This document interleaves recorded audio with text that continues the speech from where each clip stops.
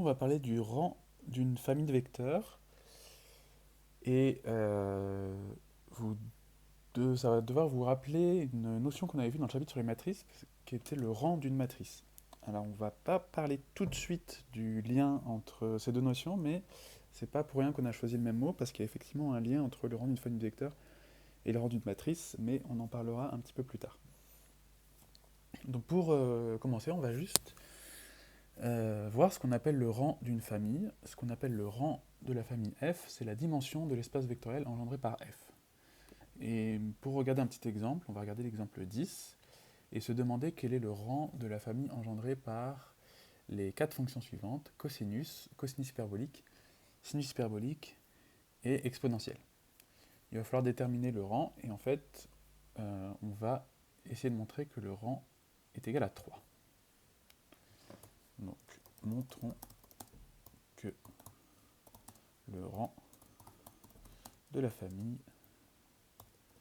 est égal à 3. En fait, ce que ça veut dire, c'est qu'on aurait pu se contenter pour engendrer cette famille f d'une fonction en moins. Il y a une famille en trop, en fait, il y a une fonction là-dedans qui peut être obtenue comme combinaison linéaire des autres. C'est pas très compliqué à se rendre compte, parce que cosinus hyperbolique et sinus hyperbolique, on les fait à partir d'exponentielles. En fait, là, je vais tourner un petit peu dans le temps, se dire que en fait, exponentielle, je peux la construire à partir de CH et SH. Alors, première chose donc, que je vais voir, c'est que si je regarde exponentielle, je vais voir comme ça, exponentielle x, je peux l'écrire comme exponentielle x plus exponentielle moins x sur 2 plus exponentielle x moins exponentielle moins x sur 2. Et donc, en écrivant ça comme ça, il y a les exponentielles moins x qui vont se supprimer et l'exponentielle de x sur 2 qui vont s'ajouter pour obtenir exponentielle x. Donc, exponentielle, c'est égal à ch plus sh. Donc, exponentielle appartient à l'espace vectoriel engendré par ch et sh. Donc, je conclus que l'espace vectoriel engendré par cosinus ch, sh et exp, il est égal à l'espace vectoriel engendré par cosinus ch et sh. Voilà. Donc en fait,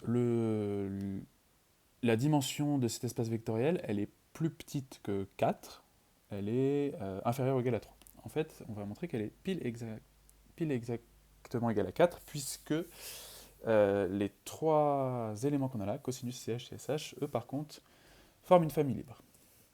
Donc montrons que cosinus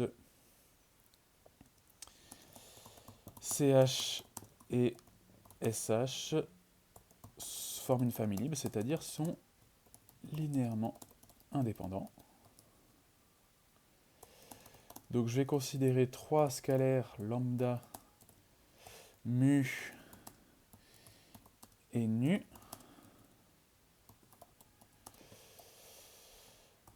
tels que lambda fois cosinus plus mu fois sh plus nu fois sh, soit la fonction nulle. Et je veux démontrer que ça veut dire forcément que lambda, mu et nu sont tous nuls. Et je vais d'abord traduire ce que ça veut dire que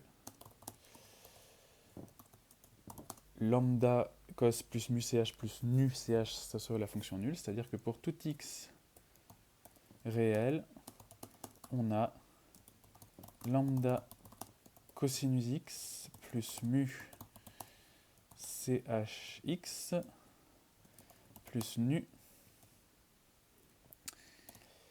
sh de x qui est égal à 0. Donc ça c'est le 0 de R, et il faut bien que je précise que le 0 que je considérais tout à l'heure, c'était le le 0 des fonctions de R à valeur dans R. Voilà, alors ce qu'on va faire pour démontrer que lambda et mu et nu sont tous nuls, on va évaluer cette égalité-là pour différentes valeurs de x. Donc, je vais le faire en 3 étapes. On évalue l'égalité pour x égale 0, par exemple. Alors, pour x est égal à 0, ce qui se passe, c'est que SH de x fait 0, et cosinus et CH font 0 tous les deux. Donc, on va obtenir lambda plus mu égale 0.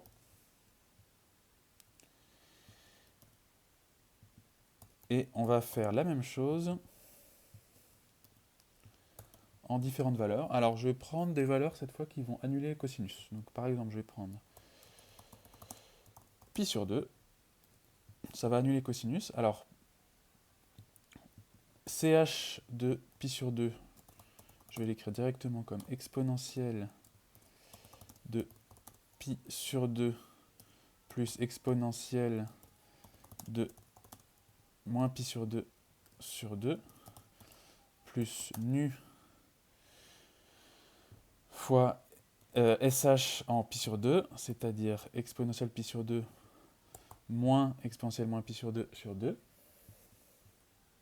Et je vais faire la même chose en moins pi sur 2. Donc, cosinus de moins pi sur 2, ça va faire à nouveau 0. Et ici, je vais obtenir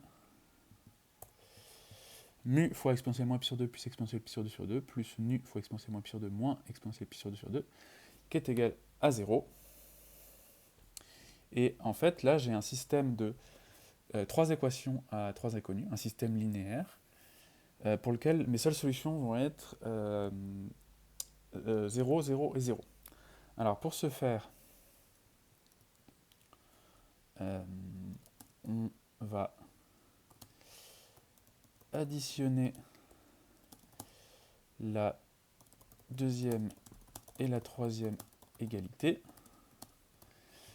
Et ce qui va se passer, c'est qu'en fait, on va faire se supprimer les termes en nu. Et ce qu'on va obtenir, c'est juste les termes en mu devant mu, c'est-à-dire exponentielle pi sur 2 plus exponentielle moins pi sur 2 qui est égal à 0,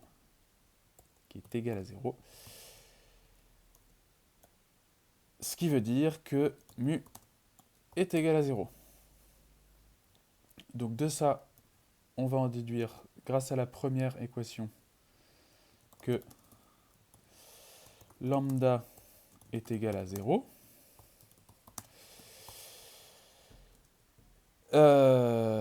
Et en utilisant, par exemple, la troisième équation, je vais l'écrire rapidement, on va aussi obtenir que nu est égal à 0. Donc finalement, la famille cosinus CH et SH est libre. Donc, la dimension de cet espace vectoriel est égale à 3. Et la dimension de cet espace vectoriel, c'est par définition le rang de la famille. Et donc le rang de cette famille est 3. On termine cette vidéo par la proposition 18, qu'on ne va pas démontrer, parce qu'en fait c'est une conséquence de choses qu'on a déjà vues. La première chose, c'est que le rang d'une famille de vecteurs est inférieur ou égal au nombre d'éléments qui sont dans la famille. Alors on vient de le voir dans l'exemple là, on avait 4 éléments dans la famille et pourtant un rang de 3. Donc on a toujours quelque chose qui est inférieur ou égal, mais ça peut être égal, mais en général ça va être inférieur ou égal. Et f est une base de E si et seulement si son rang est égal à la dimension de E, et si f est constitué de n vecteurs.